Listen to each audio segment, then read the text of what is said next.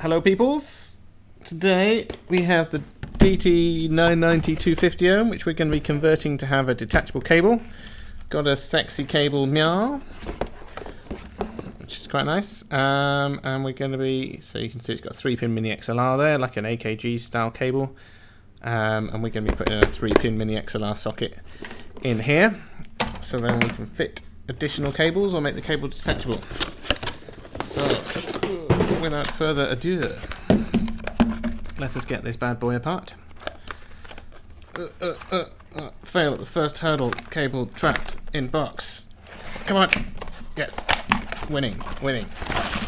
Okay. Cool. Alright. So, we're going to be doing a slightly fancier mod than necessary, probably. You could just stick the socket in here and reuse the headband cable, but while we're in there, we're going to re-cable this with some slightly thicker wire, just for additional goodness, and adding a few modifications to the driver and some other bits and bobs. So first thing I'm going to do is remove the ear cups. And these are a beauty to take apart.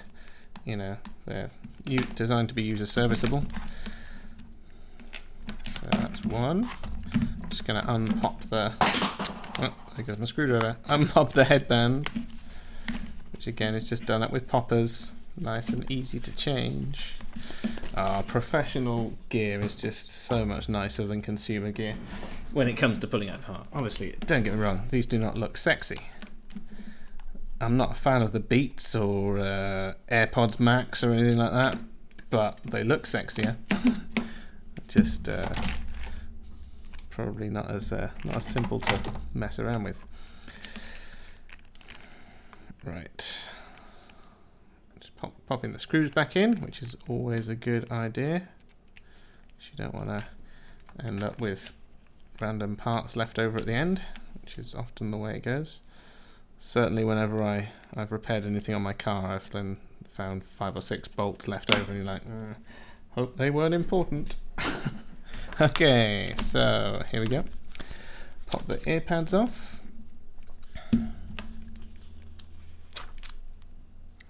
And now we need something to jam under there and get that open. Let me just grab something. There we go. The handle of a scalpel will be ideal. Just pop that up. Take those off.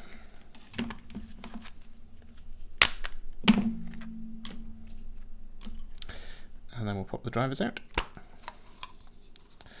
Just one driver. Just unsolder that. If you're doing this at home, I would definitely recommend taking a picture of everything before you take the wires off, so you can remember which wires go where. And the other one, more wires on this side. I do have a proper dismantling guide, I think, somewhere on this channel, so if you're looking for some help with this, that's probably better. This is just going to be a quick video, just a quick detachable cable jobby. Okay, so what I'm going to do now is might as well just snip that, because we're not going to be reusing this cable. Okay, we are in. Let me have a look. Next, I'm going to remove the inner damping there, because we're going to replace that with some foam, which tunes the driver slightly differently. We've experimented with lots of different densities of foam and stuff, and found one that reduces the peak that you get around 8K. But while you're in here, it's quite interesting looking, that you see, because these look open. Actually, they're closed, semi-open, I would say. So you've got this is a solid plastic with some damping material, and then you've got a hole here. So they are open backed, but they're not sort of fully open, like a HD 600 or something like that.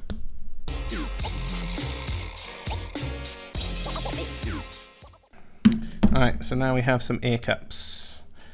And next, what I'm going to do while I am in there, let's have a look, is just take a little bit of damping material. So this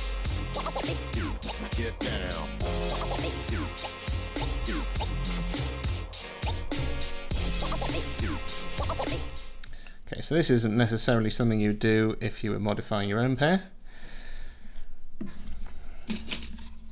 So just while we're in there and we've got damping material knocking around, we might as well just stick a bit over there, because that's directly behind where the driver's pushing out, and it's a big old bar going across there, so it can't hurt. Okay, so there is our hole which the cable came out of. Let's have a look. Have we got here we go. So this is the REAN RT3MP socket, which is a nice 3-pin mini XLR. So fitting this will make it compatible with AKG cables and also the cables from the DT990 and DT1770, which have also got a similar socket. But you will notice that it no fitty. So what we need to do is invigilate this hole slightly, and here is my top tip. Okay, go easy. What I'm using here is a burr tool, which is just under 10mm. This is around 10mm, and what you want to do is start off small and then get bigger, because what we're aiming to do is get this to the point where we can actually tap a thread into that, which will be compatible with the thread on this socket to give it some additional support. So, contact. Get down.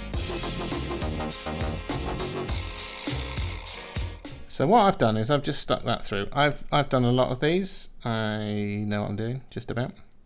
And now that is just slightly smaller than that. If you were doing this at home, obviously I'd go a little bit bigger, and then what you can do is you can take this socket, you can plug the part of a connector into it, and then you can start screwing. Once you get it to the right thing, you can start screwing that in, and it will kind of self-tap a thread using the metal thread that's on there. But I do happen to have a tap and die of an appropriate size, so I'm going to do it properly.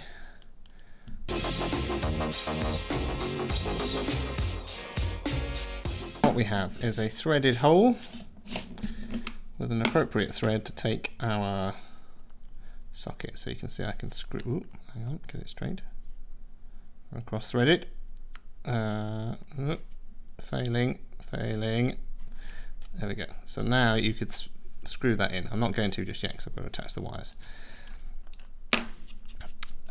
This plastic, the plastic is probably 2 to 3mm thick, so it will hold itself in just with the threads on there. But as this is a professional bit of kit, I'm gonna add a decent amount of hot glue in there as well, which will give it some additional support and obviously stop you from being able to unscrew it, because if you screw it, the cables are going to spin round. Okay, I'm also going just to do an extra neat job, taking a little bit of spare damping material. What I'm going to do is I'm going to stick that at the bottom where the socket's going to go, because as I'm using hot glue, you know, it's a bit ugly, and that's just, you just won't be able to see it then. It'll be covered up. And I put some on the other side just so it looks vaguely symmetrical. Might as well do a nice job. Okay, excelente. Right, okay. So the cable that we're going to fit is a light grey. It's covered in a parachute cord. So what I'm going to do is I'm going to make a matching headband cable. So first of all, I'm going to take the original headband cable and just kind of measure that out so that it ends up the same length. I'm just going to remove the threads from the center. Just going to twist this a bit, just make a twisted pair. Going to just thread that through the paracord.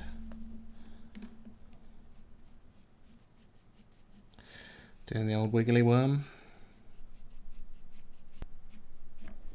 Alright, we're in. Das ist gut. Okay, and then also for the, so that'll be for the right. What's it? This will be for the left. Might as well replace.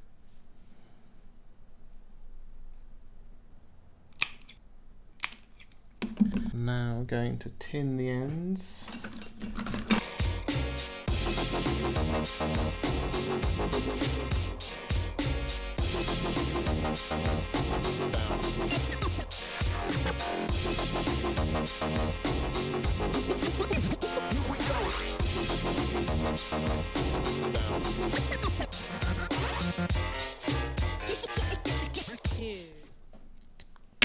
Right, okay, so now we've got the wires all tinned and ready to solder together. Now then, pin 1 is ground, pin 2 is right, pin 3 is left. That is the standard pin out, I think, for these. So we'll start off with pin 1, and we need to get 2 wires onto that. So we've got a ground for the left and a ground for the right. Here you go.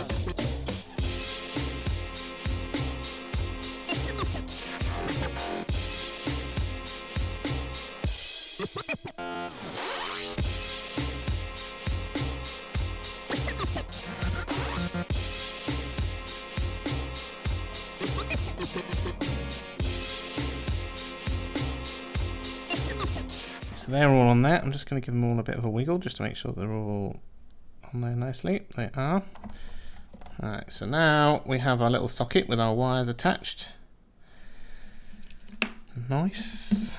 To get the wire through the hole, I'm going to use a little bit of PTFE tape just to help get the paracord through the small hole the headband's got to get through.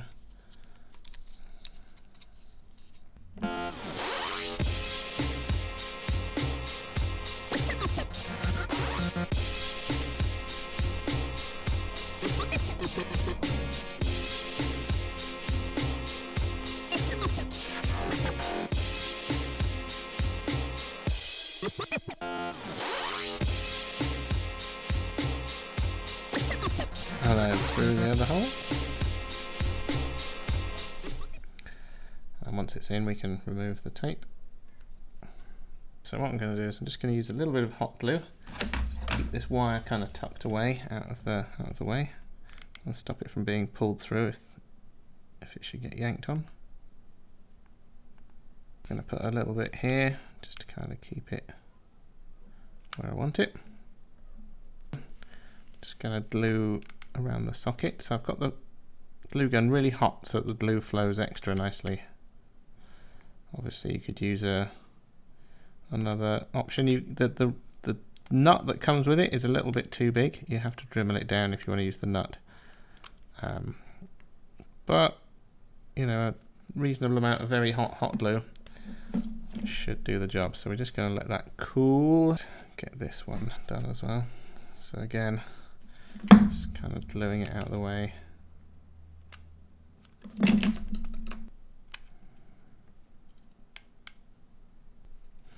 Okay, so now we have our wires in place and our socket glued in. So it looks a bit of a mess from this side, but from that side it's all hidden away. So, secret. Okay. Next, it's time to pop the drivers back in. Okay, so I'm just going to tin the end of this wire as well, ready to solder onto the driver.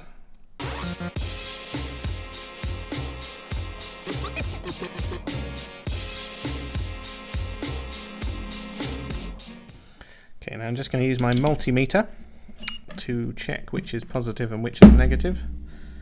Okay, so that one is negative.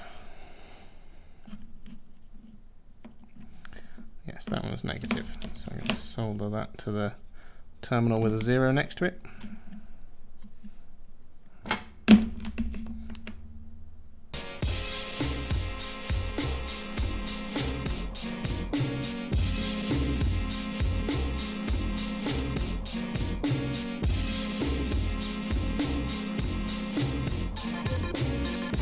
Okay, now then, for just good measure, what I'm going to do is I'm going to add a little bit of additional weight to the back of the driver.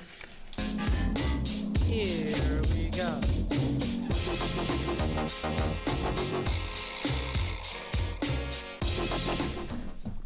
And then these are just some self-adhesive lead strips. It's going to let me add a little bit more weight to the back of the driver. We use lead because it's renowned for being pretty heavy without a huge amount of volume. So we'll, what I'm doing is I'm just sticking it across the back of the driver, not blocking any of the air holes there.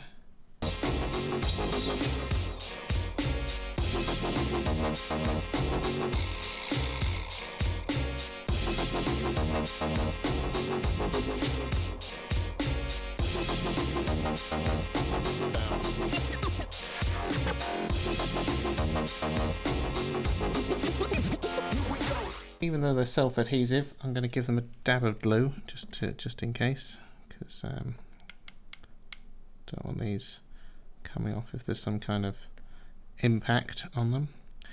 Because it's a professional headphone, that can happen. Also, adding little dots like that, it's one less flat surface for sound to bounce off. You know, it's going to break it up a little bit, having a bit of a shape on there. So we're getting there now. We're nearly there. Let me just grab the foam we're going to stick in there.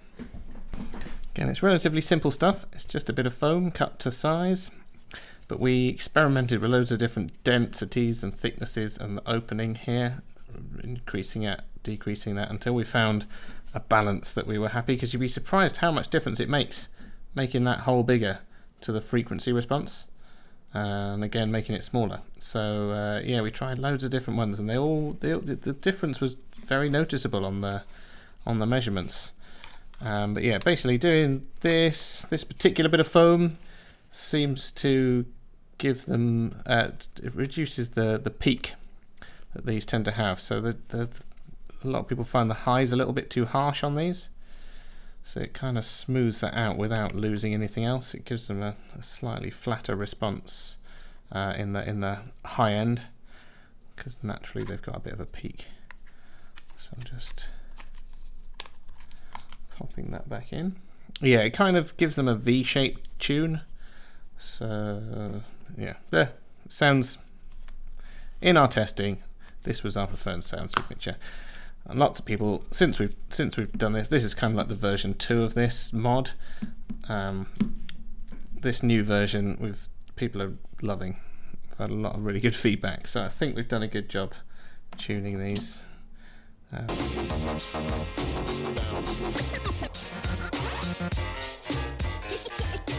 Here we go.